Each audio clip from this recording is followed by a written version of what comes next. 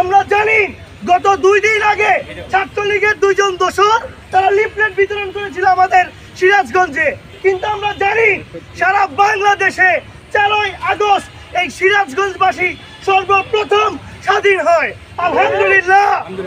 আমরা চাই না আমাদের এই বাংলার জমিনে, সিরাজগঞ্জের জমিনে নতুন করে কোনো স্বৈরাচার, কোনো আওয়ামী লীগের দোসর, কোনো ছাত্রলীগ, কোনো হিংস্র, কোনো পশু আমাদের এই সমাজে নতুন করে উদ্ভাবিত হোক।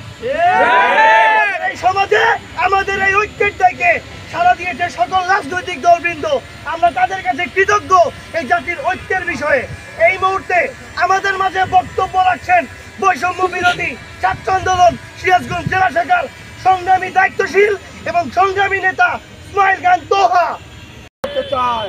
বন্ধুরা আমার, আজকে আমরা লক্ষ্য করছি প্রশাসনের ঢিলামিভাব, পুলিশ প্রশাসন আওয়ামী লীগ ছাত্রলীগ স্বেচ্ছাসেবকের নেতা কর্মীদের চোখে দেখছে না, আসামিদের গ্রেপ্তার করছে না। নিষিদ্ধ একটি সংগঠন কিভাবে রাজপথে নামতে পারে? পুলিশের চোখ ফাঁকি দিয়ে যে সমস্ত পুলিশ অফিসাররা টিএসবির শিবির যারা দায়িত্ব পালন করছে তাদেরকে আমরা পরিষ্কার ভাষায় হুঁশিয়ার করে দিতে চাই। আপনাদের গাফিলতির কারণে এদেশের বিপ্লবের পরে যদি আবারও কোনো অঘটন ঘটে তার দায়িত্ব এই প্রশাসনকেই বহন করতে হবে। এদেশের মানুষ রক্ত দিতে জানে, রক্তের মাধ্যমে এদেশের মানুষের অধিকার প্রতিষ্ঠা করতে জানে।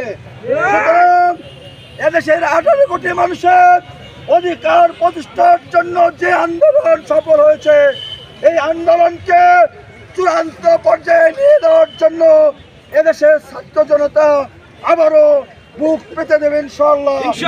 আগামী দিনের যে কোনো কর্মসূচি আরো সুস্থ পালন করার জন্য বাংলাদেশ জামাত ইসলামের পক্ষ থেকে সর্বাত্মক সহযোগিতা থাকবে ইনশাআল্লাহ। সবাইকে ধন্যবাদ।